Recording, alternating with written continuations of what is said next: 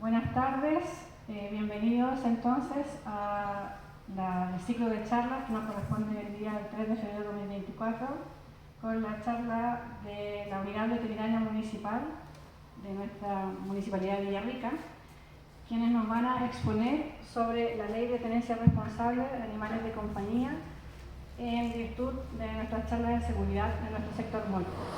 Damos la bienvenida entonces a doña Francisca Guajardo y a don Henry Hernández, que nos visitan hoy, un día sábado, horario ya de almuerzo, en que todos nos aunamos para que en este esfuerzo mancomunado podamos aprender cómo tenemos que gestionar a nuestros animales de compañía, cómo lograr una convivencia en nuestra comunidad con respecto a la tenencia responsable. Entonces le damos la bienvenida a la abogada Francisca Guajardo y a don Henry Hernández, quienes nos acompañan hoy. Muchas gracias.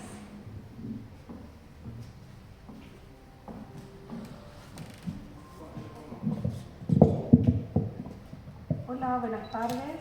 Estamos aquí justamente, como comentaba, para poder conversar un poco sobre la norma de tenencia responsable de mascotas y el rol que posee actualmente la municipalidad en orden a que las personas y tenedores de mascotas puedan cumplir con la normativa. Aclarar que nosotros somos inspectores del Departamento de Seguridad Pública de la municipalidad, en que a partir del mes de junio se ha instaurado esta sección de tenencia responsable de mascotas. Nosotros como inspectores nos dedicamos a ver exclusivamente temas de tenencia responsable previa denuncia de vecinos o vecinas que puedan hacer respecto de las mascotas que tienen en el barrio. Entonces comenzamos primero para aclarar qué es el término de tenencia responsable, que es un término instaurado recientemente por medio de la ley Cholito. La tenencia responsable se entiende como el conjunto de obligaciones y derechos que adquiere una persona cuando decide adoptar un animal de compañía. En este sentido, la norma hace alguna diferenciación en lo que se refiere a los animales y un animal de compañía. Esto entendido que hay animales que tienen otros fines, como animales con fines ganaderos, fines productivos u otros, y acá solamente se refiere a los animales de compañía que en general conocemos como los perros y gatos, pero en realidad puede ser cualquier otro animal que la persona destine para compañía o para algún tipo de protección. Sin embargo, la norma en lo que se refiere a las cuestiones y materias específicas habla siempre de perros y gatos.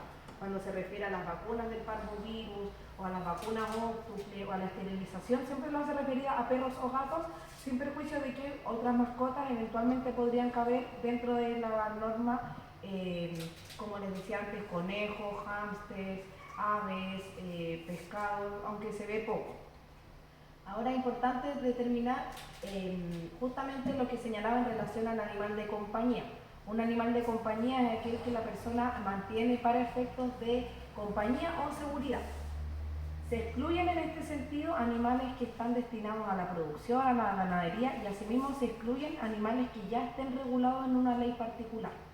Por ejemplo, ahí existe una ley que regula los caballos y esa norma, por tanto, y ese animal en específico no podría caber en una norma de tenencia responsable, aunque sea mantenido como mascota. Obviamente esto tiene que irse desarrollando con el tiempo, ya que esta es una norma bastante reciente. ¿Cambiamos la diapositiva? Entonces ahora es súper importante aclarar, porque es algo que en nuestra labor como inspectores siempre la gente hace la diferenciación. ¿Cómo se obtiene un animal de compañía? Yo puedo comprar una mascota, me lo pueden regalar, lo puedo rescatar de la calle, lo puedo adoptar o incluso aceptar mantener un perro que llegue solo a mi casa, que pasa mucho en este sector, sobre todo en zonas rurales, que llegan mascotas a las casas de las personas y la persona que hace le da alimento, le da refugio. Esto inmediatamente lo convierte en un tenedor de una mascota y automáticamente debe cumplir con la norma sobre tenencia responsable. ¿Y esto por qué lo aclaramos nosotros en esta oportunidad? Porque hay gente que cree que porque adoptó a la mascota de la calle o lo rescató, cree que el estándar de cuidado de esa mascota es diferente. Y eso es algo que nosotros insistimos mucho en las fiscalizaciones, porque la persona dice, no, es que a mí la mascota la encontré en la calle. Y yo les explico, no porque usted la haya encontrado en la calle significa que la va a cuidar menos que una mascota que eventualmente se pueda comprar. Entonces, eso también para que aclarar justamente cualquiera sea la forma en que una persona obtenga o decida mantener una mascota, ya se hace tenedor por el solo hecho de darle refugio y cobijo y alimento a un animal. Las normas que existen actualmente en Chile sobre tenencia responsable son varias y se encuentran contenidas en varios textos normativos. Primero está, la más reciente es la Ley 21.646 que prohíbe el uso de animales para hacer testeos acosméticos. Esta ley ya entró en vigencia, ya se dictó, ya se promulgó y publicó, pero entra en vigencia un año después de su publicación, por lo tanto su inicio de vigencia empieza el 27 de enero del año 2025. Y esto es para poder hacer esta puesta en marcha de la ley. También el Código Penal establece el delito de maltrato animal en su artículo 291 bis, que lo vamos a revisar más adelante. Asimismo existe la ley 20.380 sobre la protección a animales, que se refiere en general a los animales y trata temáticas sobre educación a las personas, protección de los animales, experimentación en animales vivos y beneficio y sacrificio de animales, además de su reglamento. Por otro lado está la conocida como Ley Cholito, que es la Ley 21.020, que trata sobre la tenencia responsable de mascotas y animales de compañía, y parte de esa norma es la que vamos a revisar en esta presentación. Y ya a nivel local existen dos ordenanzas que se refieren a la tenencia responsable de animales, que es la ordenanza municipal número 26, que es la principal que usamos como inspectores para fiscalizar, y la ordenanza municipal número 27, que también contiene algunas normas sobre tenencia responsable de mascotas. Entonces, los lineamientos de la ley Cholito o la ley 21.020 se tratan principalmente de educación en relación a la tenencia responsable, y en ese sentido da un tipo de mandato a las municipalidades y otras entidades para que se realicen programas educativos en relación a la tenencia responsable de mascotas. También se trata en esta ley Cholito, el control ético de perros y gatos, es decir, la esterilización, que es una decisión que se ha tenido que tomar en nuestro país por medio de una ley, atendido del gran estado de abandono de mascotas que hay en nuestro país. Y con el control ético justamente lo que se intenta es frenar esta pirámide de abandono que lamentablemente existe. También la ley Cholito se refiere a la prevención de las enfermedades producidas por las mascotas, que se les denomina zoonosis, y trata también específicamente sobre el tratamiento ante mordeduras, la situación en los basurales, enfermedades transmitidas por mascotas, y justamente en esta parte se introduce la obligación de que las mascotas se encuentren vacunadas. Y también se refiere esta norma a la prevención del abandono y promoción de adopciones de mascotas, tanto perros como gatos. Ahora, ya referido un poco más a la ley Cholito, lo que se refiere al estándar de cuidado que se le da a una mascota, se establecen ciertos lineamientos que luego deben ser desarrollados por cada municipalidad en las ordenanzas que deben dictar este efecto. Entonces, el estándar de cuidado genérico que deben tener las mascotas: primero, el registro ante la autoridad competente por medio de los microchips, proporcionar alimento y albergue a las mascotas, buen trato, dar los cuidados veterinarios indispensables ante la enfermedad, ante lesiones y en general cuidados veterinarios relacionados con los controles anuales, las desparasitaciones y evitar el sufrimiento de la mascota a lo largo de su vida. Y eso es una idea también bastante importante que se vincula con el delito de maltrato animal que establece esta norma. Ahora, el artículo 10 de la ley Cholito se refiere ya un poco más específicamente a estos cuidados que se debe dar a las mascotas. Por ejemplo, el primero sería la adecuada identificación. Esto es tanto con un collar que tenga los datos del tenedor de la mascota, como por la implantación de un microchip subcutáneo que permita dar con los datos del tenedor si es que la mascota se extravía. Luego se refiere a la alimentación adecuada según especie, tamaño, raza que debe tener. Obviamente la ley no dice qué alimento se debe dar a los perros, sino que establece la necesidad de que cada alimentación respecto de cada especie tenga su diferenciación. Yo no le voy a dar un alimento de cachorro a un perro adulto, por ejemplo, o no le voy a dar alimento de gato a un perro. A eso se refiere esta parte. Luego se refiere al manejo sanitario relativo a los excrementos que hagan los perros tanto dentro de la propiedad como en la vía pública. Y acá ya se establece un alcance más bien comunitario también de las normas de tenencia responsable de mascotas, ya no solamente enfocada en el bienestar del animal en sí, sino también dando el foco a que un mal tenedor, un tenedor irresponsable eventualmente puede tener algún tipo de influencia también en la comunidad, ya por medio de esto, por ejemplo, que es el manejo de la S, que también influye y es bastante denunciado también en nuestra ciudad de Villarrica, justamente porque hay gente que o suelta las mascotas y defecan en todos lados, o por una mala limpieza dentro de los patios donde permanecen las mascotas. Y también un punto muy importante es la mantención de la mascota dentro del domicilio, que también se trata bastante en nuestra ordenanza sobre tenencia responsable, y los planes de esterilización obligatoria, masiva y control reproductivo en perros y gatos. Acá la norma también habla de esterilización, sin embargo no sería obligatoria para la ley, sin embargo sí es obligatoria en la ordenanza. Entonces eso es súper importante que también nosotros, cada uno pueda aportar con eso a los vecinos y vecinas de explicarles que la esterilización sí es obligatoria, ¿ya? ¿En la comuna? En la comuna, sí. En nuestra comuna la esterilización es obligatoria y la persona que no esterilice se le puede aplicar una infracción. Después ya pasamos directo a la ordenanza municipal número 26, que se dispone, se dicta por disposición del artículo 7º de la ley Cholito. La ley Cholito, en su artículo 7, dispone que todas las municipalidades deben tener una ordenanza municipal sobre tenencia responsable de mascotas. Y justamente los lineamientos de la ordenanza que actualmente está vigente en nuestra comuna es relativa a medidas de control y acciones para la tenencia responsable de mascotas. Se refiere a la protección de la salud pública, prevenir enfermedades zoonóticas y control de la población animal, y también se refiere al bienestar de los animales y la responsabilidad civil de los tenedores de las mascotas frente a daños a la propiedad o a personas. Eso sería obligación de la municipalidad. ¿Qué cosa? Hacer valer, digamos, los puntos.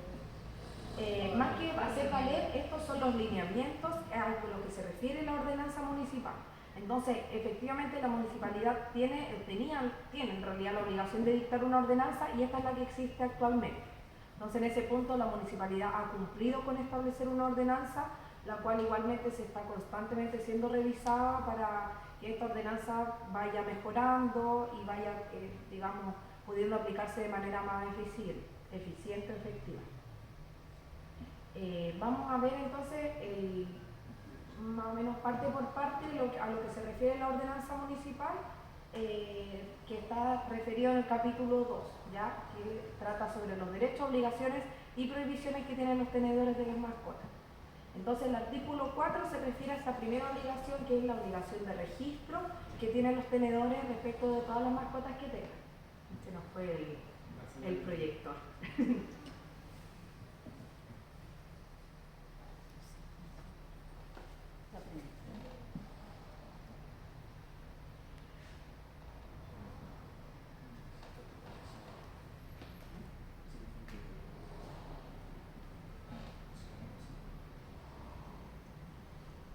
¿Se apagó el computador?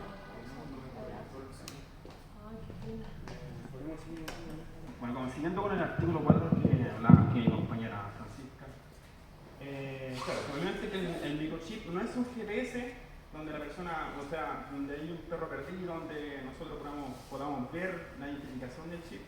Esto nos dicta dónde vive el perro, así que se le dice a la gente que el dispositivo tiene este tamaño como de un arroz, que se proporciona en la parte de atrás del perro, que es esta parte de la nuca, ¿verdad? Y tiene, bueno, una información que sería de 15 dígitos, lo que puede dar el domicilio, puede dar también la información del tenedor. Y es importante que este chip o estos dígitos sean ingresados al sistema o presencialmente a la veterinaria municipal para poder inscribirlo, ya que es una obligación. Hemos estado en unas fiscalizaciones donde se ve el microchip y no hay ningún dato, entonces es importante para la gente que sea inscrito debidamente. Bueno, la inscripción del chip se ve el certificado de asistencia animal, certificado de implantación del microchip y la declaración jurada y utilizada de la mascota. Importante, se puede decir la persona.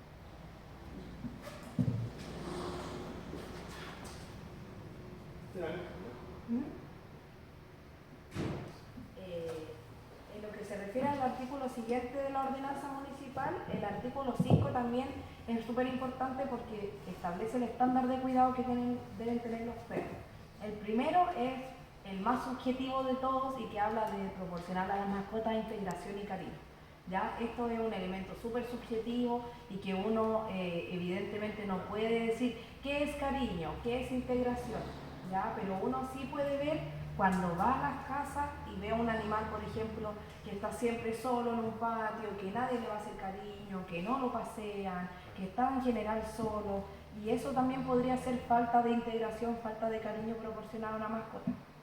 Luego también se refiere al lugar protegido, que significa que las personas deben hacer un cierre perimetral en sus propiedades y que esta propiedad esté protegida por una malla o sistema de protección.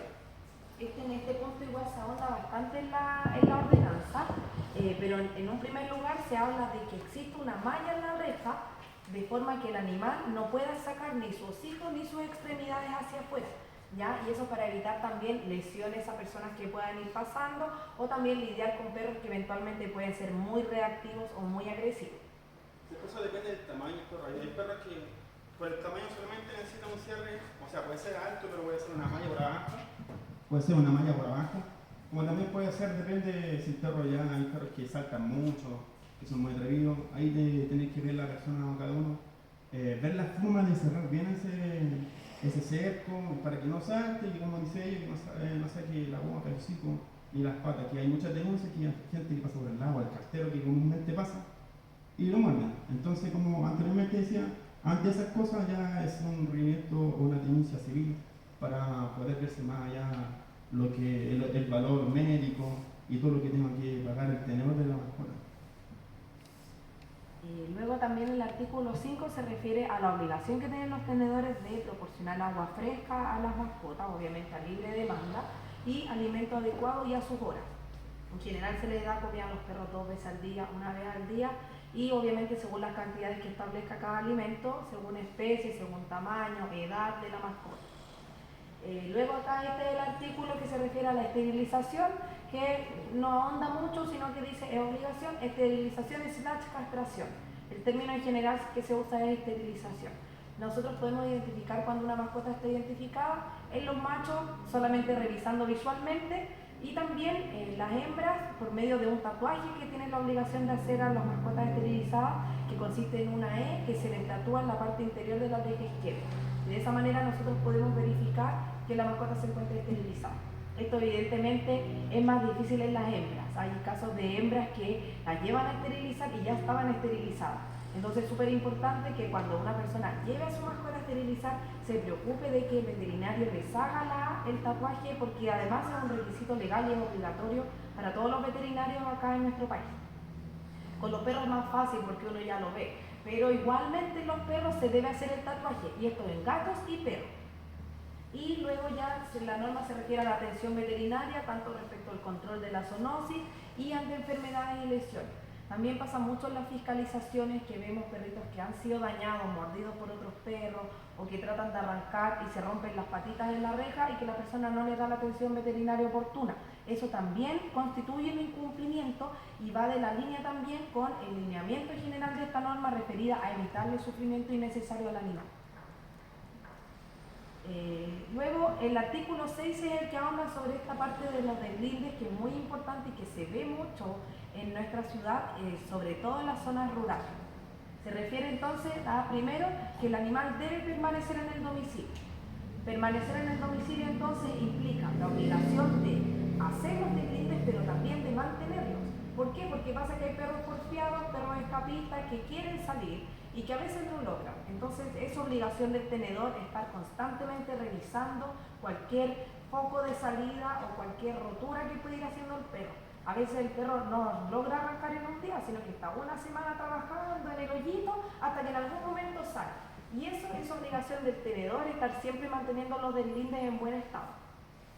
Esto tanto para proteger al perrito mismo como también la comunidad y otros perros que puedan estar en la calle, personas que puedan ir pasando y que puedan ser atacadas, o también que el perro mismo pueda ser atacado por alguien de la calle, que también pasa bastante en nuestra ciudad. Luego, justamente como decía mi compañero Henry, está la obligación de proteger el frontis instalando una malla que impida que el perro saque su hocico o extremidades hacia afuera y que pueda dañar a alguna persona, o también que alguna persona lo pueda dañar al perro. Y mantener los cierres perimetrales en condiciones que impidan que la mascota salga de la propiedad, que es lo que venía diciendo antes de estar constantemente revisando los cierres perimetrales. Luego también en la letra B del artículo 6 se refiere a los perros guardianes, que son estos perros que son mantenidos en algún tipo de industria para cuidar. También a estos perros no se les quita ningún tipo de protección, siguen siendo protegidos, siguen siendo reconocidos y se les debe dar el mismo estándar de cuidado que a cualquier otra mascota, pero acá se establecen algunas obligaciones específicas respecto de este tipo de perros, que sería mantener el control de los perros, especialmente en las horas nocturnas, evitando causar daño o perturbar la tranquilidad. Esto se refiere más bien a los ruidos, a los ladridos excesivos que podría tener el perro, que justamente está entrenado para proteger. Entonces acá los tenedores de estos perros tienen que tomar los debidos cuidados. Y luego también se establece una obligación de instalar un letrero en el frontis para indicar que se trata de un perro guardián, justamente para advertir a la persona de que pues, tenga algún tipo de cuidado especial, atendido el tipo de perro y el tipo de entrenamiento que eventualmente pueda tener para proteger una casa. Cabe destacar que los perros que son guardianes, que se usan para seguridad, está prohibido absolutamente que sea entrenado para atacar o para morder otros perros que se usa comúnmente, pero siempre hay prohibición para poder atacar a las personas. Está bien con el letrero, está bien ya mantener un cierre, pero con eso que no se haga para que se divulgue esto, que muchas veces pasa que un perro guardián y no entra una persona, puede entrar por cualquier otra cosa y claro, lo muerden al tiro. Entonces es bueno recalcar eso y mejor entrenarlo para otras cosas que sean mejor, como el cariño y el amor que se le tiene que entrar a cada animal. Para la casa se puede. Claro, sí se usan comúnmente para eso, pero no para atacar así a las personas. Creo que hay perros que son para la casa, pero se le especifica, como ejemplo, un conejo y también la temporada que tiene que ser la fecha para la casa. Sí, no está prohibida la casa, que se use un animal para casa. Sí. Luego también tenemos en la letra D de este artículo 6 algo que también es súper importante, que es la prohibición de amarrar o dejar a un perro solo por más de 8 horas en una propiedad. Evidentemente hay muchos de nosotros que estamos fuera 10, 12 horas por el trabajo, por las jornadas laborales que tenemos, pero acá la norma lo establece en 8. Ya nosotros igual cuando vamos a fiscalizar obviamente no estamos contando cuántas horas la persona está fuera. Lo que sí contamos el tiempo y que sí es importante es el tiempo en que una mascota permanezca amarrada. Y eso también es un punto en que siempre nos estamos topando en las fiscalizaciones, sobre todo en las zonas rurales en que se mantienen a perros amarrados por años. Y nosotros preguntamos a la persona, ¿por qué tiene amarrado al perro? En general es porque el perro lo tiene de cuidador y porque el perro ataca gallinas, ataca corderos. Entonces esa es la excusa de la gente para tener al perrito amarrado. Uno también, obviamente estamos acá protegiendo a los perros, pero también hay que adaptarse un poco a las condiciones de vida que existen acá. No le vamos a decir a la persona entonces bote al perro, entonces vaya a dejarlo a otro lado, entonces eutanasia, ya, porque esos son actos de crueldad animal. Lo que nosotros hacemos en los casos en que hay perros amarrados, que a veces llevan años amarrados, primero explicar a la persona que mantener a un perro amarrado va eventualmente a afectar en su carácter, en su comportamiento. Se tornan perros estresados, perros que son muy rabiosos, perros que atacan sin ningún motivo, ¿ya? Y segundo, lo que nosotros buscamos acá es buscar una suerte de solución intermedia, de que las personas les den horas de libertad al perro y que cuando estén amarrados instalen una piola con corredera. Eso lo hemos estado haciendo en muchas zonas rurales y con bastante éxito. Hemos visto cambios súper buenos en perros que básicamente se pone una piola de acero fijada entre 2 puntos, ojalá de unos 20-25 metros, y a eso se pesca el perrito con una correa larga también, que sea de unos 15-20 centímetros. Entonces eso permite mayor movilidad y que el perro, además de moverse hacia adelante por el largo de su correa, se puede mover de un lado a otro del terreno. Nosotros hemos visto perros amarrados en que se ha hecho esta piola con corredera y los vemos correr felices, que se pueden mover más, y es súper bueno también poder ir haciendo estos cambios. Obviamente no podemos obligar a la persona a suelte al perro y que se coma una oveja, porque hay gente aquí que vive de eso. Entonces esas son soluciones, y obviamente recalcando a la persona que sí debe dar horas de libertad, que sí debe procurar dar paseos al perro para que también pueda salir de ese espacio y que no esté ahí confinado como si estuviera prisionero. O sea, claro, la idea es que usar la viola y que esté amarrado es para cuando, no sé, la persona esté trabajando, se lo de la casa.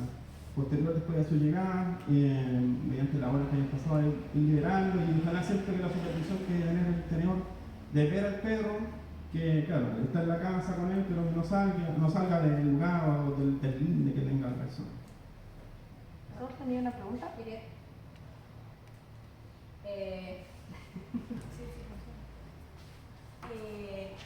sería importante que en esa viola, o sea, en ese lugar. ¿Aló? Hola. Hacer hincapié en la sombra, porque a veces le ponen ese... Sí, súper buen punto toca Soledad. Claro. Es importante también que los perros, y que eso también no está regulado derechamente, pero nosotros sí lo revisamos en el sentido de la integración y cariño del espacio óptimo, en que las personas tienen que ponerle caseta a los perros para protegerlos tanto del sol como de la lluvia. Y eso también nosotros lo hemos notificado varias veces y las personas tienen que ponerle una caseta que también sea del tamaño adecuado. Hemos visto perros gálogos que son largos en casetas de este tamaño. Entonces ahí también se notifica para que agranden la caseta o se la cambien por una nueva. Pero también es una parte súper importante en la fiscalización. Claro, obviamente la llegada de la fiscalización nos fijamos en el entorno. Hay casas que claro están en pleno sol y si vemos que hay un árbol cerca, decimos no, déjenlo por el árbol y ahí coloquen la viola. Observamos siempre el entorno de donde vive el can o el gato o dependiendo del animal que tenga, pero siempre nos fijamos en eso para poder darle un mejoramiento a la fiscalización y la vida del animal. Esa es referido al tema de amarrar o dejar a los perros solos. También ocurre, por ejemplo, personas que dejan perros cuidadores en sus casas y que tienen un vecino que se encarga de ir a alimentarlo todos los días o gente que va cada 2 días a alimentar al perro. Y ahí también es una parte muy importante porque eso eventualmente se puede considerar abandono. Y nosotros hemos visto muchas situaciones de ese tipo, acá en Molco, de hecho en el sector Los Guindos, de gente que no vive en el lugar, pero que tiene 2 perros en general, que los tienen como un poquito de perros cuidadores, pero que no caben en la categoría de perros cuidadores de establecimientos que revisábamos antes, porque son perros que están en una casa. Entonces a esas personas también es súper importante decirles o que reubiquen a los perros o que vaya alguien a vivir a la casa, porque esa es una situación de abandono de mascotas. Con respecto a lo que tú estás diciendo en ese punto, yo he visto que los perritos, por mucho que le vayan a dar agua, que tengan sombra o que tengan un lugar para refugiarse, si están solos, al correr del tiempo, ellos tratan de irse de ahí porque los animales son seres de compañía y ellos no son para estar solos, abandonados en un lugar por mucha agua y comida que tengan. Necesitan la compañía de un ser humano. Y eso justamente cabe en la parte que la normativa obliga a dar integración y cariño. Yo por lo menos en mi interpretación y apreciación de la norma lo hago caber ahí. Además del tema del abandono, la integración justamente implica eso, que yo integro a una mascota como parte de mi familia. No es una cosa, no es un bien mueble que está ahí y que me sirve para ladrar si es que se acerca alguien o que me sirve para meter miedo si yo me voy de vacaciones. La mascota actualmente el estándar que les da es seres sintientes y además seres que deben recibir esta integración, justamente porque también afecta el carácter de los perros estar solos. Ellos empiezan a tratar de huir o empiezan a ser más antisociales, empiezan a tirar tarascones a la primera, están más tristes, empiezan a adelgazar. Entonces los perros nosotros ya como seres humanos ya los integramos a nuestra sociedad y los metimos dentro de nuestras casas. Entonces acá es importante hacerse cargo de eso y darle los cuidados que merecen y también pensando en los beneficios positivos que va a tener una mascota, que eso ya como para otra charla, pero que también nosotros explicamos mucho a la gente. Sobre todo en el punto de integración y cariño cuando vemos perritos que están un poco solos, que por mucho que le tengan todas las vacunas de parasitario, caseta, agua, se ve que son perros tristes y uno lo nota al tiro en la actitud del perrito, en cómo pone la cabeza, en la posición de la cola, es como en la actitud general del perro, uno al tiro, por lo menos nosotros que fiscalizamos todos los días ya podemos tener como un poco más entrenado el ojo para darnos cuenta de cuando hay una mascota que no le dan cariño. Sí, se nota mucho, algunos son muy tímidos, no conocen lo que es cariño, entonces uno se acerca y se aleja, hay como un desconocimiento con el humano. Y no así con un perrito que tenga más cariño, de por día se nota, nosotros llegamos, entonces llega uno con su cara de felicidad, entonces claro, la miseria, es fácil identificar un perro que tiene cariño y otro que ha sido abandonado, que se deja solamente para que cuide y tenga alimento y agua. Luego también una de las prohibiciones importantes es la prohibición de amarrar perros en árboles, postes, rejas, pilares o cualquier elemento ubicado en el espacio público. Eso no se da tanto en nuestra ciudad, hemos sabido de algunas mascotas abandonadas, pero creo que hasta el momento hemos visto un caso de un caballero que quiso llevar a su perrita al embarcadero donde él trabajaba estacionando autos y claro, todas las personas, yo creo que ese día nos llegaron 3 denuncias y el caballero lo estaba haciendo de buena intención porque no quería dejar a la perrita sola en la casa, pero también se le explicó sobre esta prohibición. Y ahí él que decía, entonces la suelto. Y yo le dije, no, pues no la suelte porque eso también es un incumplimiento, también está regulado, pero se le hizo la advertencia de no vuelva a traer a la perrita para acá, déjela en su casa, busque un espacio más adecuado. Por lo menos en ese sentido pudimos hacer esa labor educativa que a nosotros nos interesa hacer en la comunidad. Después el artículo 7 continúa con la obligación de vacunar a los animales de compañía. Esto se traduce en el inicio del esquema vacunatorio en cachorros, que son 3 vacunas. La primera, bueno, la óctuple, que protege contra enfermedades como el parvovirus, contra el distemper, y luego el refuerzo anual que se le tiene que hacer a los perros cada 1 año de esta vacuna óctuple, así como la vacuna antirrábica. En este artículo también es importante que se cuente con los certificados. ¿Ya? Esta obligación de mantener registro se traduce en tener un carnet veterinario, que es el que entregan en las veterinarias, que se pone en la primera página el nombre del perro, después se va poniendo el registro de vacunas en que los doctores deben pegar el sticker que está en cada perrito de las vacunas con la fecha de próximo control, luego está un registro de las desparasitaciones que se debe hacer cada 3 meses y cualquier otra novedad que puedan ir teniendo las mascotas, controles médicos, la idea siempre ir teniendo los carnets veterinarios al día.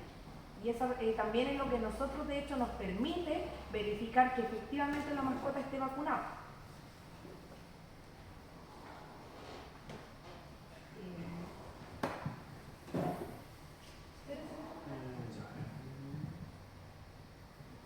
Bueno, en cuanto a lo que es la vía pública, la mantención de los animales, los perros, en los pasos públicos siempre se deben circular en la compañía del tenedor, con obviamente una sujeción de vida que no dañe también el cuello o el cuerpo de lo que es el can.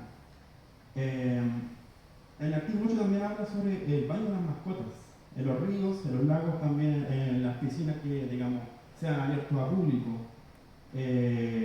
Lo que se prohíbe, por lo menos, en la ordenanza número 27, ¿cierto? En la 26 lo prohíbe. En la 26 lo prohíbe. En la 27, ahora que, claro, se puede hacer el baño del campo, pero como a 50 metros, alejado de una persona. Obviamente por medidas de higiene, o algunas personas que simplemente no les gusta tener a los perros más cerca, o a los perros, no sé. Pero eso es algo que se puede ver en el instante, según la fiscalización, se le da a la persona la información y bueno, así se va entregando, pero la idea es que no se haga, pero sí se puede hacer el paseo en la playa normalmente, no hay ninguna prohibición sobre eso. Claro, acá sobre este último punto hay una cuestión que nosotros recientemente pudimos ver, justamente porque hubo personas que nos preguntaron sobre si efectivamente se podían o no bañar a los perros en los lagos, y acá hay una curiosidad que la ordenanza 26, que es la que regula la tenencia responsable de mascotas, lo prohíbe. Y esta ordenanza es del año 2018, pero la ordenanza 27, que se refiere a medio ambiente, lo permite. Y acá yo me puse a revisar cuál había sido dictada con posterioridad y fue la ordenanza 27. A mi parecer entonces es válida la ordenanza dictada con posterioridad, que sí permite el baño de perros en ríos, lagos y otros espacios similares, pero como decía mi compañero, a una distancia mínima de 50 metros de otras personas. Y también procurando que la mascota no provoque problemas a las personas que se encuentran, a los bañistas del lago, río o la fuente de agua de la que se trata. ¿Eso es son las playas autorizadas o cualquier parte del lago o río? Cualquier parte, a menos que haya una prohibición expresa. Por ejemplo, entiendo que respecto de los humedales existe una prohibición expresa de que las mascotas ingresen por el, digamos, daño que pueden hacer al ecosistema. Pero en lo que se refiere a playas, la ley es genérica, pero la ordenanza 27 me parece que sí se refiere a los lagos Calafquén y Sí, Villarrica. habla del lago Calafquén, Villarrica Sí, que sí se y permite. ríos del sector de Villarrica. Sí, se refiere específicamente a los de esta zona. Sí. Es como un artículo anterior que vimos que solamente sale en Villarrica algunos artículos que no salen en la ley o no se especifican, pero claro, claramente aquí en esta ordenanza dice que Calafquén, Lago Villarrica y el río, piscinas también donde hay público no se puede. Pero como decía ella, en la que manda la 26, ¿cierto? Claro. Que dice que tiene que ser alejado a 50 metros. La Que sería 27, la 27. Sí, porque fue dictada con Sí. posterioridad.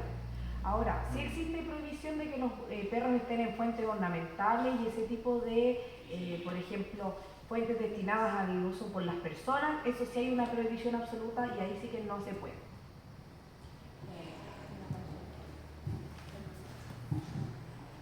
Con respecto a eso, si está a más de 50 metros, pueden usar champú, porque hay personas que, a mí me han dicho que hay personas bañando un perro con champú Con en el champú. agua. O sea, personas que van a bañar al perro al lago. Con O champú. sea, ahí no hay Por ninguna favor. mención en la ley de tenencia responsable, ahí claramente hay un vacío. Yo creo que ahí se tendría que ir a ver una norma relativa al medio ambiente o quizás normas relativas a los usos de espacios públicos, a los usos que se le da al agua o fuentes de agua. Yo creo que ahí debe haber alguna prohibición más referida a ese tema, pero claro, uno a primera vista diría que está prohibido porque al final es traer un elemento químico a un lago y es al final un tipo de contaminación. Entonces yo creo que en alguna normativa específica sobre contaminación y específica sobre medio ambiente, tal vez hay algún tipo de mención a eso, pero sí, un poco raro que la gente haga eso, pero sí, hay de todo. Sí. Siguiendo con la presentación, es súper importante también tocar el tema de los animales potencialmente peligrosos, sobre todo porque en esta zona se ven bastantes perros de esta raza. ¿Ya? El artículo 10 es el que se refiere a esta temática y en primer lugar señala cuáles son las razas que se estiman como potencialmente peligrosas, que serían las razas Rottweiler, Pitbull, Doberman, Akita y Dogo argentino. Acá en Villarrica nosotros vemos mucho Akita, mucho Dogo argentino.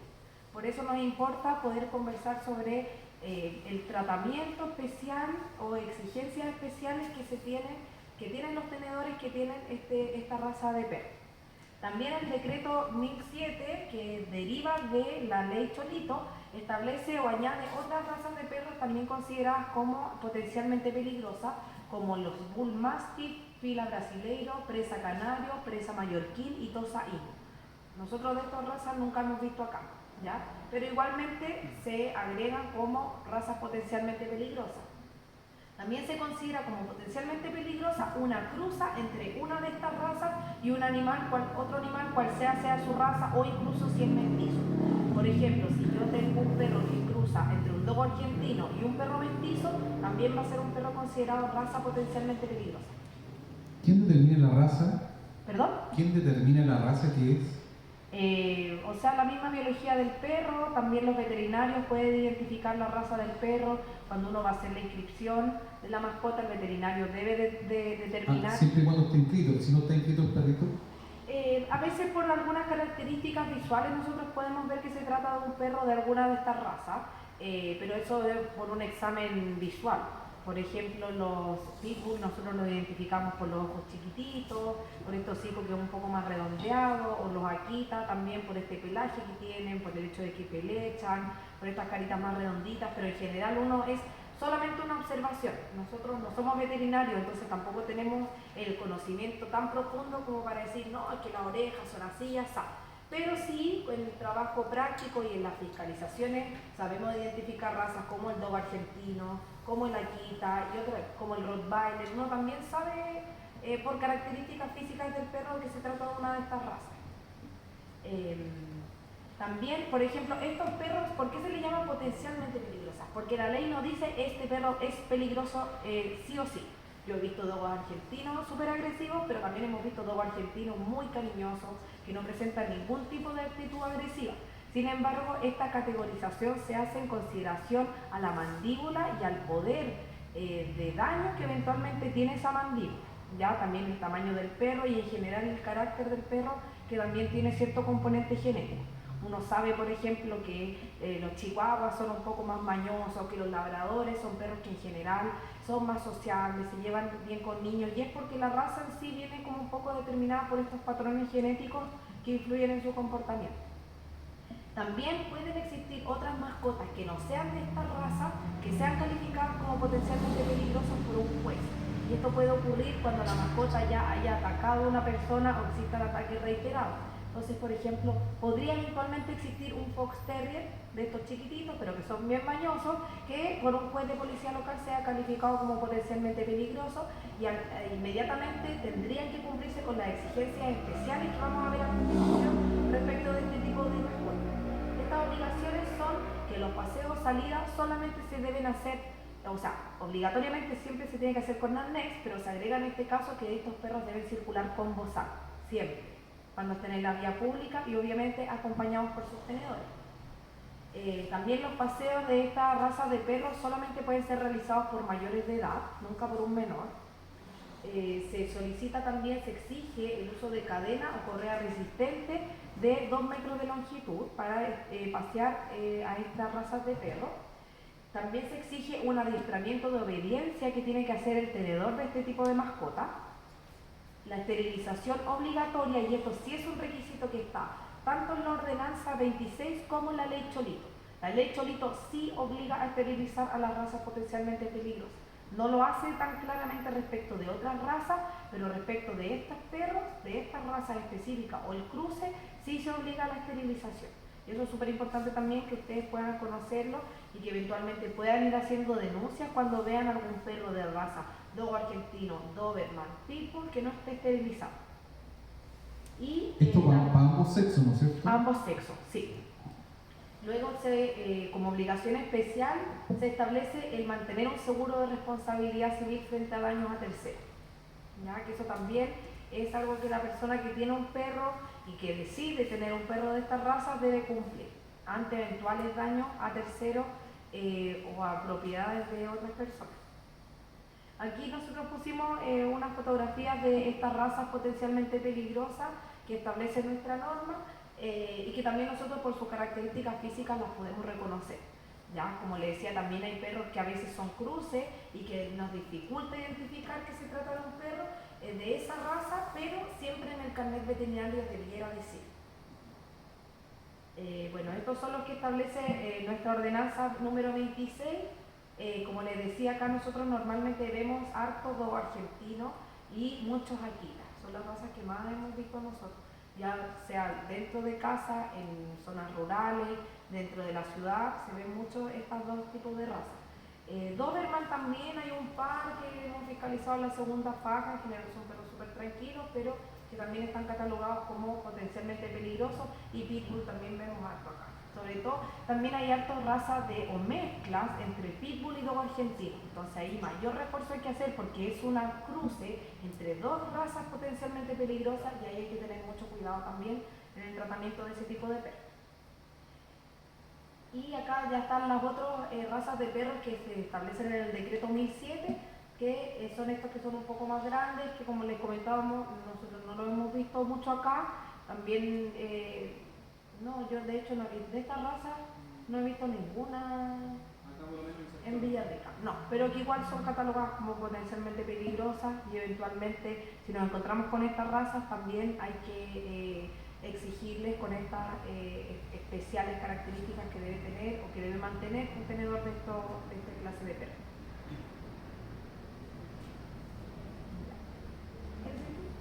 Bueno, nosotros como gestores municipales tenemos la facultad para denunciar a la policía local las eventualidades que dan incumplimiento a la tenencia responsable o la ordenanza número 27 que habla de los carnes, también la 26 o la ley Cholito.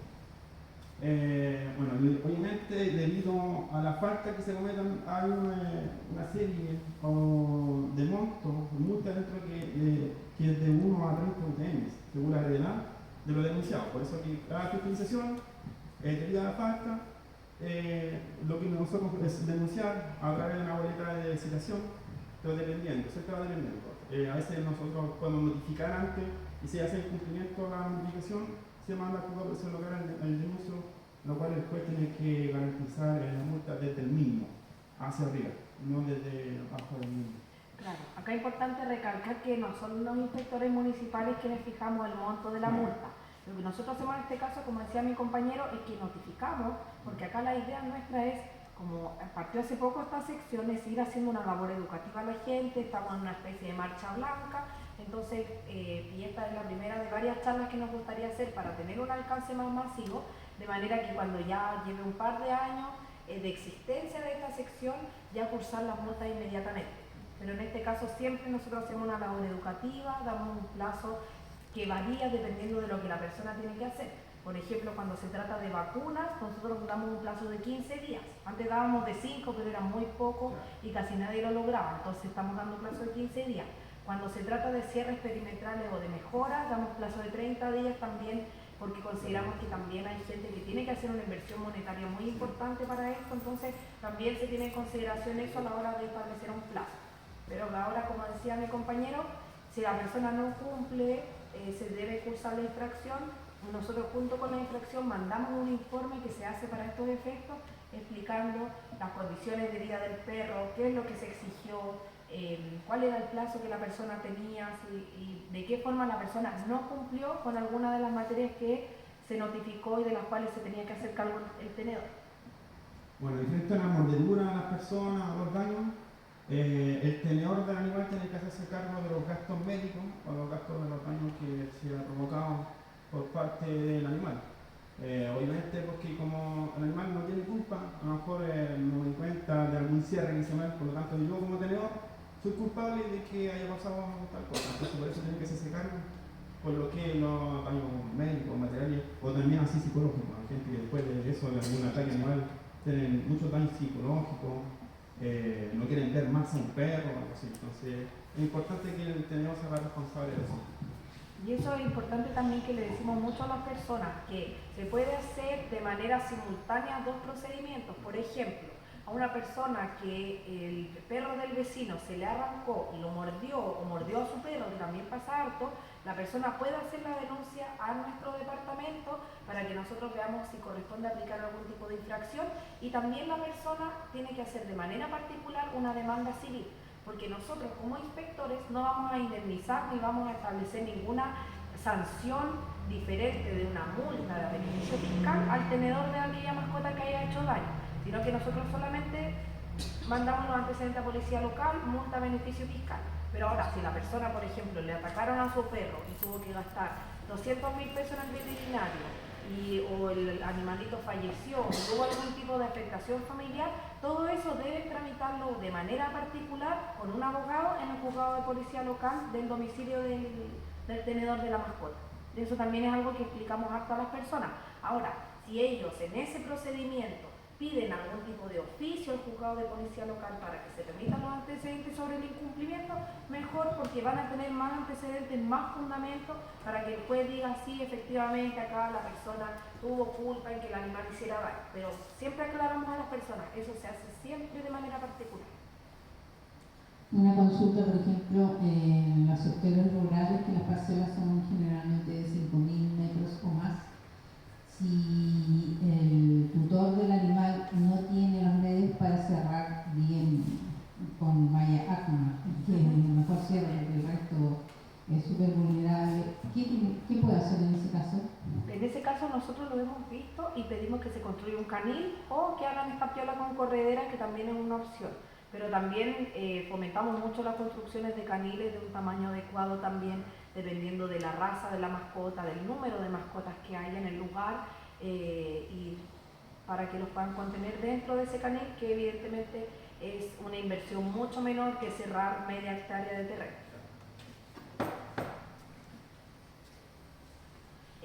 También la ordenanza municipal habla sobre el maltrato animal, que es considerado como delito ya en el Código Penal, y también el artículo 14 se refiere a el maltrato animal, pero también se refiere al abandono de mascotas, que de acuerdo a esta norma sería una especie de maltrato animal por omisión. Entonces establece una prohibición absoluta del abandono de animales y se considera como un acto de maltrato o de crueldad contra el animal. Ahí es súper importante también cuando existan estos casos que las personas puedan proporcionar información sobre el vehículo que abandonó el animal o si está identificada la persona que hizo abandono, para efectos de que nosotros también podamos cursar las infracciones que sean necesarias. Nosotros lamentablemente no tenemos facultades de investigación como un policía, como una trabajadora o funcionario de la PDI. Nosotros funcionamos siempre con aportes que los vecinos nos puedan hacer, ya sea fotografías, videos, testigos, pero esto siempre esperando que la persona sea la que aporte y que con ese dato ya se puedan remitir eventualmente los antecedentes a Fiscalía. Justamente el artículo 291 bis del Código Penal que establece el delito de maltrato animal y establece penas corporales y monetarias a las personas que incurran en este delito y se considera como el que cometiere actos de maltrato o crueldad con animales será castigado con la pena de presidio menor en su grado mínimo y multas de 1 a 10 ingresos mínimos mensuales o solo esta última.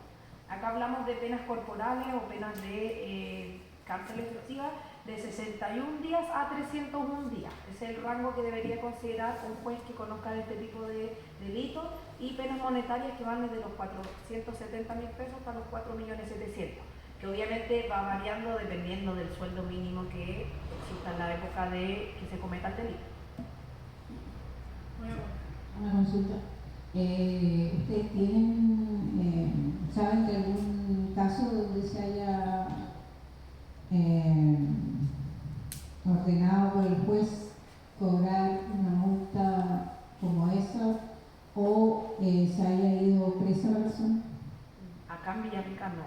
De hecho, nosotros hemos remitido antecedentes a Fiscalía en 3 oportunidades, pero no hemos sabido en qué va eso, porque nuestra participación termina justamente con la remisión de antecedentes a Fiscalía y ahí ya no podemos intervenir mucho más. También la PDI conoce de algunos casos y creo que a veces operan un poquito más rápido, pero ahí nosotros lamentablemente, más allá de que nos llamen eventualmente como testigos o que podamos aportar los medios, no intervenimos porque eso ya es competencia de la Fiscalía de poder revisar esos delitos. El artículo también 291 ter del Código Penal describe lo que es maltrato animal y se entiende como acto de maltrato o crueldad con animales toda acción u omisión ocasional o reiterada que injustificadamente causare daño, dolor o sufrimiento al animal. Entonces, como les comentaba antes, maltrato animal se puede cometer por una acción, es decir, por un hacer algo, como también una omisión, un no hacer algo. Por ejemplo, no darle comida, no alimentar al animal, dejarlo abandonado solo en una casa, también hay una omisión de dar integración y cariño, de dar alimento adecuado, de dar los paseos. Entonces se puede configurar de varias formas un delito de maltrato animal gracias a esta descripción que proporciona la norma. También es relevante el artículo 175 del Código Procesal Penal que establece la obligación que tenemos los funcionarios públicos de denunciar cualquier tipo de maltrato animal que nosotros podamos verificar en el ejercicio de nuestras funciones. Para su respectiva tramitación ante el organismo en el que se deriven estas denuncias, que como les decía, puede ser PDI y también puede ser la Fiscalía Local de cada comuna. Otras consideraciones también importantes y que la gente nos pregunta mucho. La primera es que las municipalidades no tienen obligación en orden a retirar mascotas abandonadas que pueda haber en la vía pública. Y esto es súper importante porque cuando empezó esta sección de tenencia responsable, se le dio un nombre que hizo que muchas personas se confundieran. Básicamente le pusieron el nombre de la patrulla canina. Y la gente hablaba de la patrulla canina y eso generó una confusión y las personas nos empezaron a llamar para que fuéramos a retirar a mascotas abandonadas, camadas que la gente tiraba en los campos y lamentablemente con mucho dolor nosotros tenemos que decir a las personas que no podemos hacerlo porque no existen los medios presupuestarios ni el lugar físico donde poder dejar esas mascotas. Y eso es súper importante también que lo conozcan ustedes como población sin perjuicio de que si yo sé de algún abandono de mascotas y puedo dar con la persona, ya sea porque alguien dijo, porque alguien lo vio, porque tomaron una foto, porque había cámara en un lugar, de proporcionarnos esa información para que nosotros también podamos dar con la persona, infraccionarlo como corresponde y además remitir los antecedentes a Fiscalía.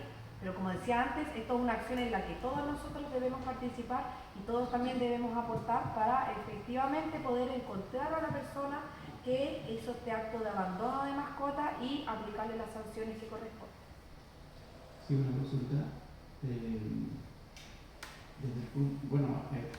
Una duda conceptual primero, desde el punto de vista legal. Al principio decía que, claro, las personas son responsables aun cuando haya recogido el perro de la calle, ¿cierto? ¿Qué pasa en mi caso? Pues yo no recogí ningún perro, no tengo mascota, no me interesa tener mascota, con el respeto que tengo a la gente que le gusta la mascota. Pero tengo 3 perros que botaron en mi casa, que son cachorros, y no hay qué hacer con ellos. Si yo los voy a botar por ahí, me pueden denunciar que es maltrato animal. Sí. Ni hablar de otras soluciones. Y entonces, ¿qué hago? Porque yo tampoco quiero tener una mascota y lamentablemente no puedo porque yo estoy acá estacionalmente. Sí. Nadie en mi casa está estacionalmente, entonces, o sea, todos en mi casa estamos estacionalmente. Entonces, ¿qué va a pasar? Me voy a tener que ir y esos perros ya, si yo les doy comida un par de semanas hasta que me vaya, pues van a quedar ahí y va a ser maltrato animal. Sí. Entonces, ¿qué va a pasar? ¿Qué hago? ¿A quién acudo? ¿Quién se hace cargo? Ya, justamente ese es un caso complicado y por eso lo contemplé cuando hablaba de formas de obtener o de hacerse tenedor de una mascota. El hecho de permitir que el animal esté ahí y empezar a alimentarlo es hacerse un poco cargo. Entonces, cuando una persona evidentemente empieza a alimentar a un animal, ¿qué va a hacer el animal? Se va a quedar ahí, porque sabe que ahí lo van a cuidar, porque sabe que en ese lugar no se va a morir de hambre. Es súper válido también no querer tener mascota y de hecho nosotros le decimos a muchas personas, si no puede cuidar a la mascota, si no tiene los medios, si no tiene el tiempo y el espacio, no tenga. A nadie le obligan a tener una mascota. En el caso suyo, que es un caso muy complejo que se da, primero, ojalá dar con la persona que abandonó la mascota para aplicarle una sanción y segundo, sería básicamente cerrar los ojos y no darle comida a la mascota. ¿Ya? Porque una vez que usted se hace cargo de darle comida, la mascota se va a quedar ahí. Entonces ahí uno ya se hizo un poco responsable de ese animal, ¿me entiende? Y es una situación muy compleja. Nosotros que recomendamos también ver si se puede obtener ayuda con vecinos, con las agrupaciones animalistas que existen en nuestra comuna, que también ahí las vamos a mencionar un poquito más adelante, poder quizás hacer difusión. Cuando son cachorros es más fácil darlo en adopción que un perro adulto. ¿Ya? Esas serían las opciones, pero lamentablemente está todavía la norma en pañales y todavía la cultura de la gente y la educación también partiendo. Entonces, ¿qué pasa con esos animales? Los que amamos las mascotas finalmente nos terminamos haciendo cargo, que no es justo para nadie, y yo lo tengo súper claro, pero finalmente uno queda a la buena voluntad de la gente, ya que si alguna persona tiene información de quién abandonó esas mascotas, que también diga, que también hable, porque tenemos que empezar todos a sernos responsables de esto y empezar a hacer notar a la comunidad o a las personas que maltratan o abandonan animales que esos actos no van a quedar impunes y que las personas ya no se van a quedar calladas cuando vean una situación de este tipo. Y eso es lo que también nosotros invitamos siempre a la comunidad, a que denuncien, a que graben, a que hagan las pesquisas necesarias para poder identificar a la persona o personas que estarían botando animales. Entonces es un tema muy complejo.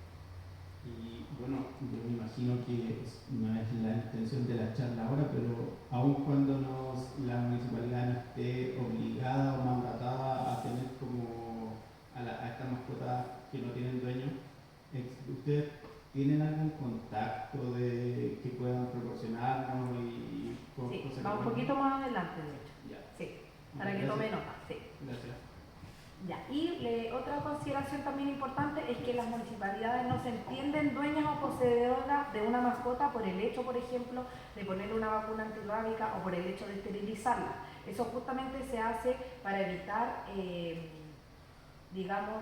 mascotas que se estén reproduciendo constantemente. Por ejemplo, una municipalidad puede hacer un operativo y tomar algún perro callejero, esterilizarlo o algún gato por medio del método TNR y devolverlo a su lugar. Y esto justamente se hace para evitar que esa mascota se siga reproduciendo y poder frenar un poco ese abandono. Pero ahí es importante que se entienda que la municipalidad, no por hacer estos actos de control de fertilidad o de control de zoonosis, no por eso la municipalidad está diciendo, ¿sabe qué? Yo soy tenedora de esta mascota y yo me voy a hacer cargo. Es más bien por la salud de la comuna o del sector, para que no se contagien con enfermedades, como se llama. Y claro, la mayoría no es tenedora del animal, solamente pasa por temas de salud. También es súper importante la parte referida a que existe una norma en la ordenanza municipal número 26 que obliga a los tenedores de las mascotas a facilitar el acceso a los inspectores municipales y a entregar la información que se pida para verificar el cumplimiento de la norma. Esto implica permitir el acceso a que los inspectores podamos ver, como decía antes mi compañero, el entorno en el que se encuentra la mascota, el espacio en el que está, si es que está limpio, si es que tiene una sombra, si es que tiene agua, comida a disposición, sus platos limpios, sus casas bien hechas, bien fabricadas, y que efectivamente aíslen de la temperatura extrema. Y existe también una norma legal que protege a los inspectores en cierta manera, en que castiga a las personas con una multa cuando se niegue o se impida el ejercicio de las labores fiscalizadoras. En ese punto no hemos tenido tantos problemas porque la gente acá por lo menos en general no se pone muy mañosos para efectos de poder, digamos, mostrar a los inspectores cómo vive el perrito o el entorno. Pero cuando hay personas que lo niegan, nosotros les informamos que sí existe una obligación en orden a que deben facilitar el acceso a los inspectores. Finalmente es un acceso que solamente se hace para eso, para verificar, no para ninguna otra cosa. Luego, la otra próxima.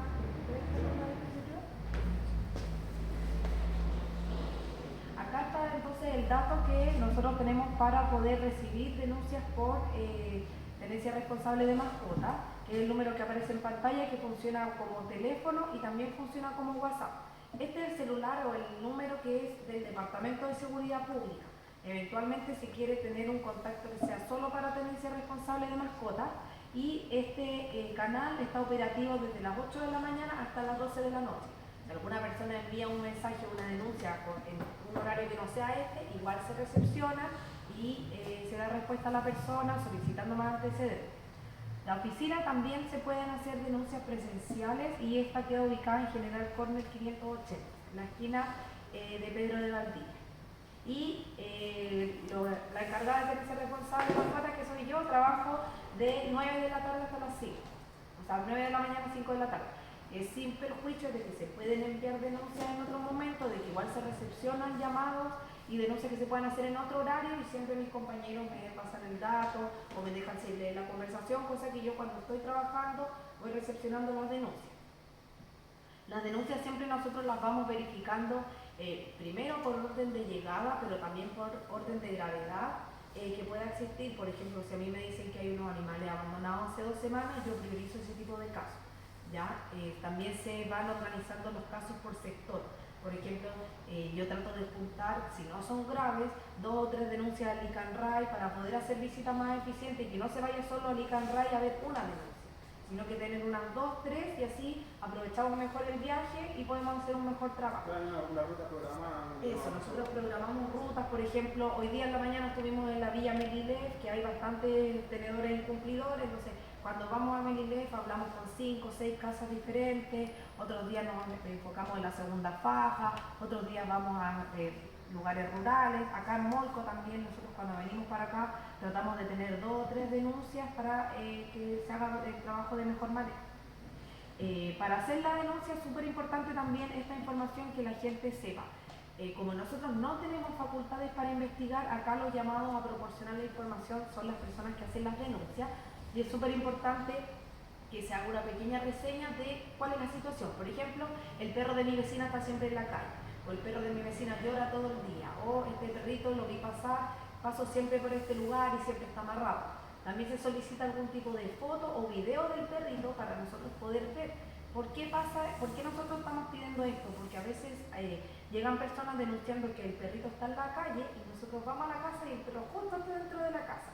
Entonces, si yo voy y veo al perro que está dentro de la casa, evidentemente va a ser más difícil hacerle la charla educativa a la persona sobre mantener al perro en la casa, porque el perro ya está ahí. Pero si yo tengo una foto del perrito en la vía pública, se la puedo mostrar a la persona y decirle, mire, tu perrito estuvo en la vía pública, evidentemente sin ninguna persona a cargo, sin arnés, y así uno tiene el antecedente para poder hacerle esta charla educativa a las personas. También es súper importante que se proporcione la dirección exacta de donde vive la mascota, porque a veces nos hacen denuncias de, mire, este perrito está en la calle pero no sé dónde vive.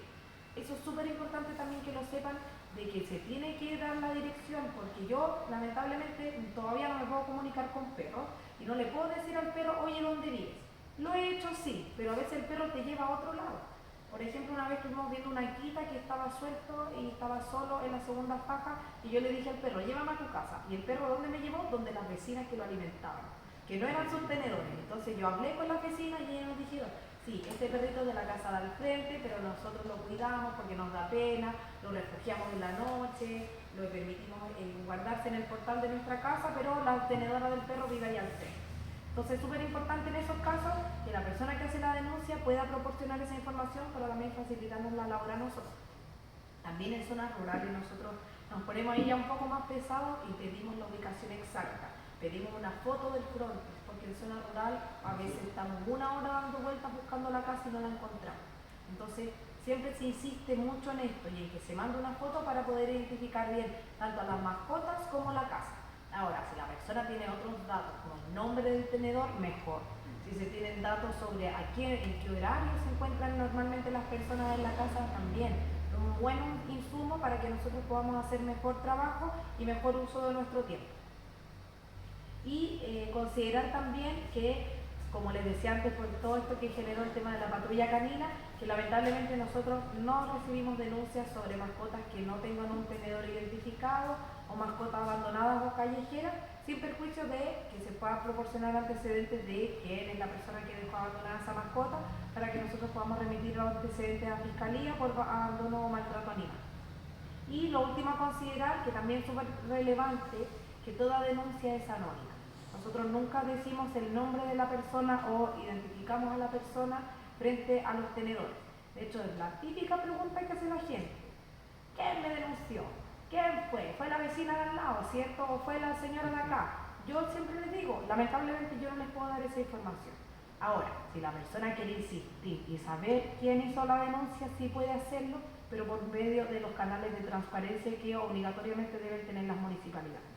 Se hacen solicitudes por vía transparencia en la municipalidad y la municipalidad tiene 30 días para proporcionar a la persona la información sobre quién hizo la denuncia. Pero esto requiere un trámite aparte y es un trámite que no se hace ante nuestro departamento, sino ante el departamento de transparencia de la municipalidad en este caso. Como decía la colega, que claro, cuando son perros que se encuentran en la vía pública abandonados, por lo general no se ve, pero en nuestras fiscalizaciones, en nuestros patrullajes, como decimos, igual vemos, no sé, un perro que está en la calle, que está flaquito, y por oficio nosotros vemos si es que tiene algún microchip o si es que alguna persona lo alimenta. Hay perros que están afuera, pero una persona lo alimenta, entonces ahí podemos complementar la fiscalización y llegar a algo mucho mejor. Claro, porque eso también es súper importante, que los fiscalizadores también podemos actuar de oficio, es decir, no siempre tenemos que esperar que haya una denuncia. Nosotros justamente cuando estamos fiscalizando, en una calle, por ejemplo, a veces vemos que anda otro perrito. Entonces, ¿qué hacemos? Nos tratamos de acercar al perro, ponemos el lector de microchip o vemos si tiene collar, porque nosotros ahí ya estamos verificando un incumplimiento, que es que un perro esté en la vía pública sin su tenedor. Entonces, también hemos generado bastante fiscalizaciones de oficio cuando vemos el incumplimiento frente a nuestros ojos, vemos el animal solo, y ahí también, si es que el perro tiene chip y podemos dar con los datos del tenedor, agendamos una fiscalización al lugar, o si también a veces preguntamos a los vecinos, oye, ¿usted sabe de quién es este perro? ¿En qué casa vive? Y generalmente los vecinos saben, porque son perros que entran en la noche, que las personas salen en la mañana al trabajo y lo dejan afuera solo y después en la noche los entran. Ya, entonces son perros que a veces sí están identificados por los vecinos. Ahora acá el datos importantes o datos relevantes que hay en relación a la tenencia responsable. Primero, la veterinaria municipal. Importante recalcar que ellos solamente ven atención primaria y no urgencias. Hasta el momento ellos no tienen la capacidad ni los fondos para atender urgencias, lo que esperamos que en algún momento pueda cambiar, ya que es muy importante contar con ese servicio. Está el número de teléfono aquí en la presentación. Está ubicada en Juan Antonio Ríos 1207 y funcionan desde las 8 de la mañana hasta las 5 de la tarde. En general ellos dan hora para el día siguiente o 2 días más. Las esterilizaciones sí se tienen que anotar en una lista de espera que lamentablemente es bastante larga, pero es mejor que nada. Ellos ven también temas de implantación de microchip, vacunas, y chequeos generales de la mascota. Ahora, si hay que hacer algún tipo de radiografía o ellos verifican que la mascota tiene una enfermedad específica o hay que hacer exámenes, ahí se tiene que derivar a alguna veterinaria particular. ¿Cuál es el valor de colocar un chip? En la veterinaria municipal no se cobra por el hecho de poner el chip en sí, pero se cobra, o más bien que se cobre, porque ellos no pueden recibir dinero en la veterinaria. Lo que se tiene que hacer es llevar el chip y comprarlo. ¿El valor cuánto es? ¿Y dónde se Conozco compra? cuánto vale el chip, sé cuánto valen las vacunas, pero el chip no.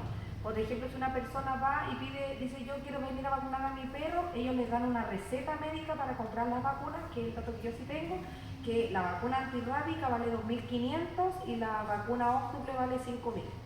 Ya, el chip, no sé si Sol tendrá esa información de cuánto vale un microchip, no creo, yo creo que debe valer unos de 5.000 a 7.000 pesos. ¿Y ¿será? dónde se compra? Yo sé que las vacunas se venden en el corral y en la agrícola parece, pero ellos también, junto con el papelito de la receta, pegan uno arriba y que dan los datos donde uno puede comprar las vacunas. Yo las coticé para mis perros, entonces por eso sé el valor de las vacunas. Pero mis perros ya todos tenían microchip, entonces ese valor lo desconozco. El chip en el corral. En el corral también los venden, claro. Sí, y ahí uno tiene que ir con una receta para los microchips, ¿o no? No, solo para las vacunas. Ya. El microchip que está registrado no tiene GPS, ¿no es cierto? No, eso es aplicábamos antes. No permite geolocalizar al perro, sino que le voy a mostrar. Claro, el microchip, como explicaban antes, no es para localización o para la ubicación exacta. Sí proporciona la dirección, el nombre del tenedor, también el nombre de la mascota. Así como se diga. Pero para eso hay veterinarias que son particulares donde se coloca el microchip, pero tenemos que nosotros como tenedores inscribir con el código para poder dar bien con el animal. Claro. ¿Cuál es la página para el Registro Nacional de Mascotas. Ahí la persona, como antes habíamos explicado, tiene que presentar un certificado de implantación del microchip, una declaración jurada o un certificado de existencia de la mascota. Se suben esos documentos al Registro Nacional de Mascotas y dependiendo de la dirección, esa solicitud se deriva a la municipalidad donde vive la mascota y luego a uno le llega un correo electrónico en que dice, hemos aceptado la inscripción de tu mascota.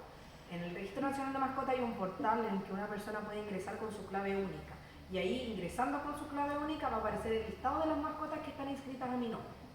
El tema de acá revisarlo, nosotros lo hacemos con esta maquinita que es un lector de microchip que se pasa por la nuca del perro o la espalda y por ejemplo, ahí está prendido y cuando identifica un chip suena. Entonces nosotros lo pasamos por el lomito del perrito o del gato y suena el chip y ahí aparece un número acá en la pantalla. Ese número nosotros lo tenemos que buscar manualmente en el Registro Nacional de Mascotas. Porque acá solamente va a generarse un número, no van a salir acá los datos del tenedor. Entonces, por eso es importante que la persona cuando haga la implantación o solicita al veterinario la implantación de un microchip, se preocupe de que este quede debidamente inscrito. En la veterinaria municipal lo hacen ellos, y eso es súper bueno porque ahí ellos semanalmente ingresan todas las mascotas que les hayan implantado microchip y agregan internamente los datos como dirección, nombre, características del perro obviamente y datos de contacto del tenedor para ubicarlo en caso de que se encuentre esa mascota perdida. Una cosa. Lo otro que es súper importante es actualizar, por ejemplo, si uno cambia de teléfono. Sí. Al cambiar de teléfono, poder actualizar esa información porque de lo contrario no. Sí, exactamente. Eso también está en una de las obligaciones del registro. No está como expresamente que diga la persona tiene que hacer el cambio, no existe eso. Está en la modificación de la ordenanza que se está tramitando así. Nos preocupamos de poner eso justamente porque hay personas que a veces se cambian de casa, cambian de número, cambian de correo electrónico y no es posible encontrar. Entonces se debería establecerse un plazo mínimo o máximo para hacer la actualización en caso de que ocurra. Otro contacto importante que acá, respondiendo a la pregunta del caballero de antes, son las agrupaciones animalistas que existen en Villarrica y en Licanray. Son 8 agrupaciones y también hay algunas animalistas independientes, ¿ya? ¿Estos datos para qué se da? Porque puede servir para adopciones de mascotas, operativos de esterilización a bajo costo que en general se organizan por la agrupación animalista, para recibir donaciones, para hacer difusiones sobre mascotas perdidas, sobre mascotas que yo tenga y que quiera dar en adopción, y también hacer labores súper importantes en relación a educación a la comunidad en tenencia responsable de mascotas. Las principales agrupaciones que existen en nuestra comuna, para que tomen nota, son Huellas Villarrica, PALI, Tenencia Responsable Micanray, Ecomolco, Activismo Animalista, Tenencia Responsable Animalista. Ya sin perjuicio también de otras animalistas que tienen bastante llegada a la gente y que hacen bastantes labores comunitarias referidas a la tenencia responsable de mascotas, que también uno consultando les dan esos datos, pero estas son las principales agrupaciones.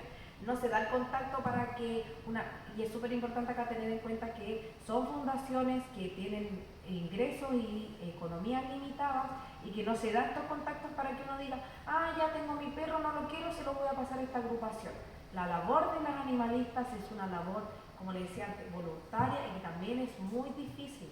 Y siempre se la está recargando a las agrupaciones animalistas de mira, estas 8 camadas, ven a hacerte cargo. Súper importante tener en consideración que ellas no tienen ningún tipo de obligación y que esta labor la hacen por el amor a los animales y por el gran corazón que tienen.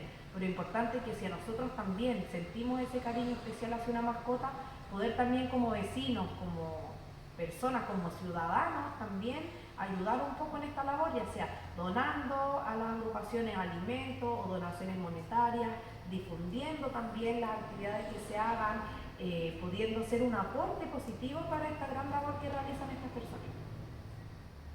Falta una agrupación en San Francisco de Asís. Y esa siempre me falta. Ya, la vamos a agregar, entonces voy a para agregar eso, sí. Yo quería hacer unas preguntas que me llegaron con respecto al chip instalado en un operativo de esterilización que nosotros tuvimos anteriormente entre pandemia y la cuarentena. Pudimos lograr hacer un operativo de esterilización y implantación de chip, porque acá pasaba mucho que los turistas nos traían los perritos al campo, pensando que los perritos iban a estar mejor en el campo.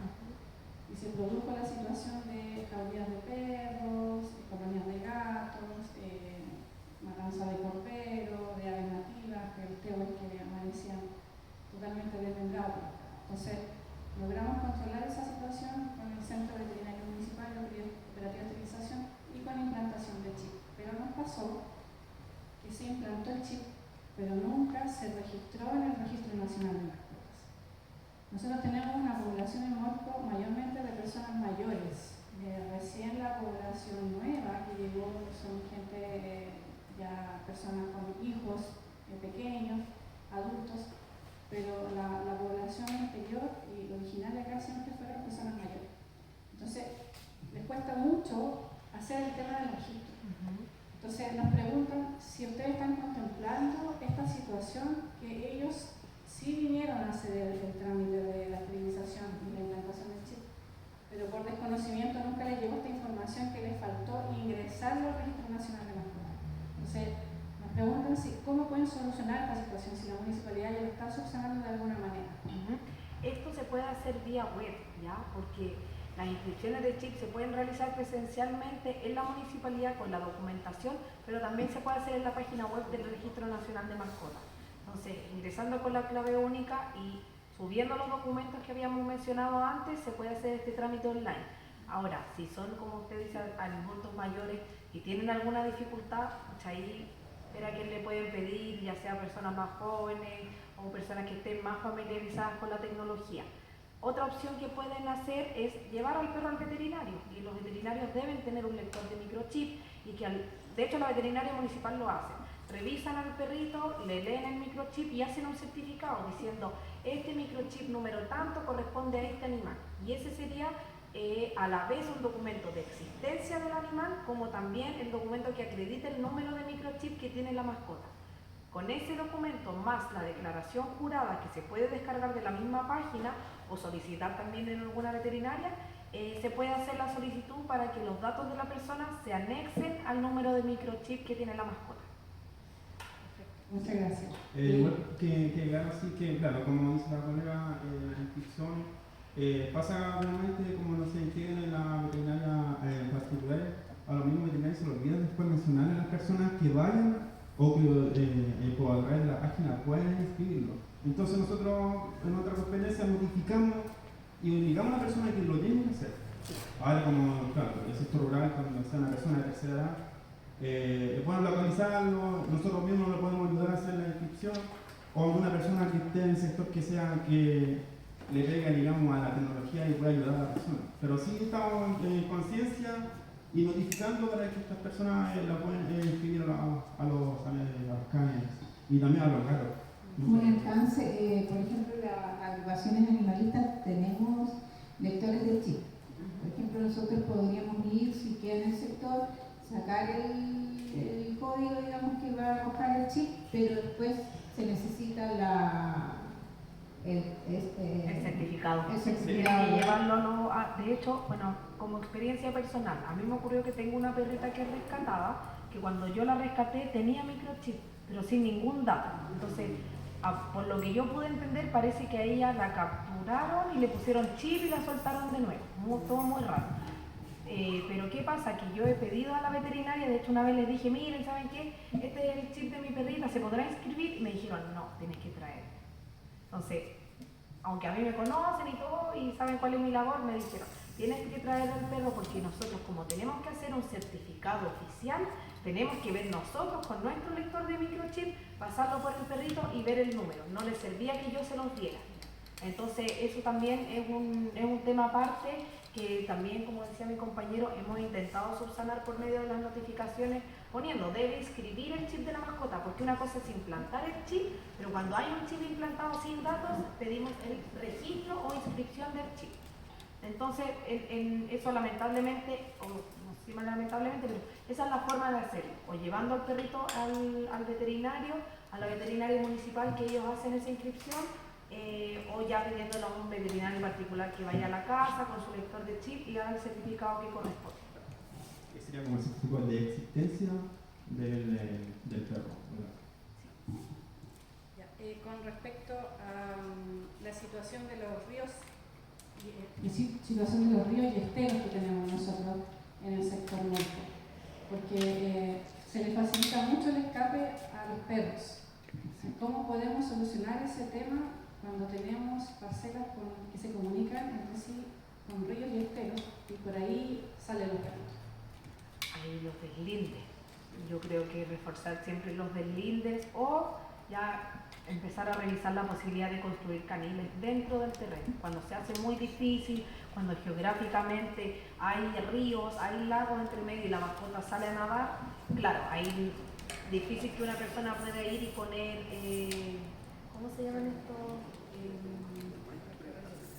Como algo que tape el lago, como que vaya a poner una represa, porque también existen prohibiciones de poner represas en el lago. Entonces, en ese caso, la mejor opción, a mi parecer, sería construir un canil a los perros y que puedan pasear de manera controlada, obviamente, vigilando que el perrito no se arranque a algún lado con la supervisión de su tenedor.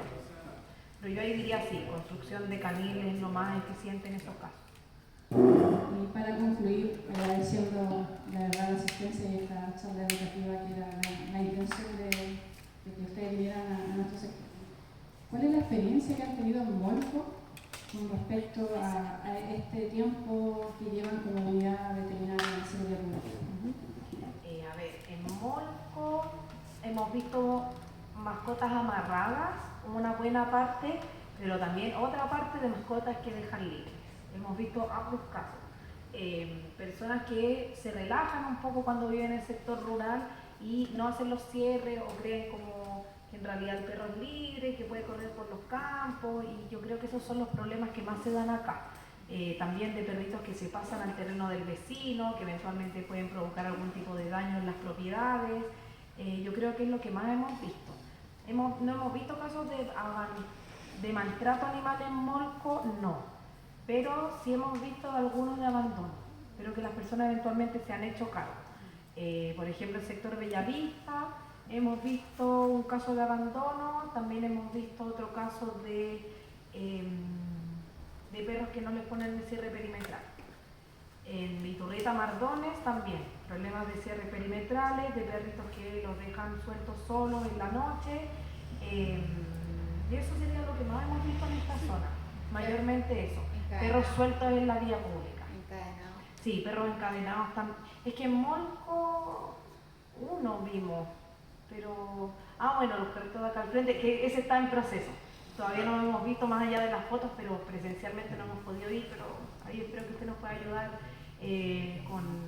con algún insumo para poder dar con el tenedor de esos perritos.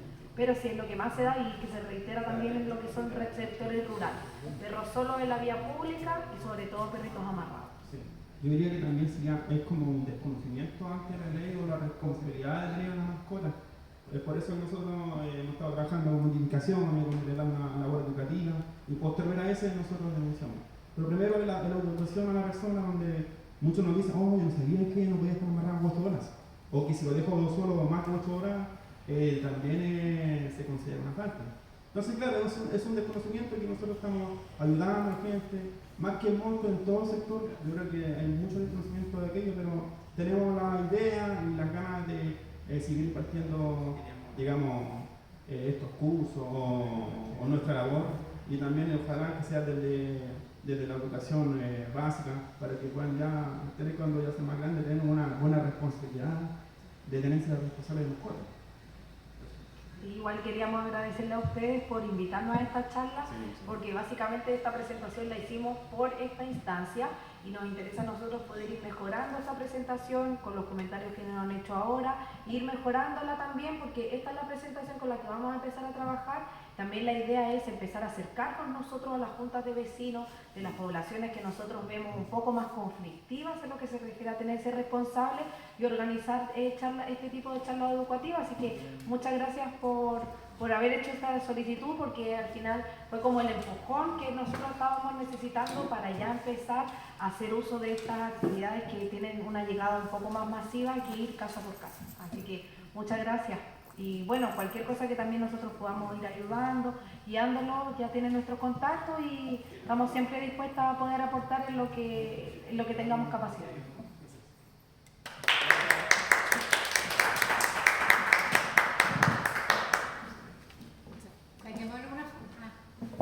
Agradecemos entonces a la Unidad Veterinaria Municipal de Seguridad Pública por habernos preparado esta presentación, venir un día sábado. Yo sé que es difícil a veces llegar a todos los sectores de nuestra comuna, sobre todo los rurales.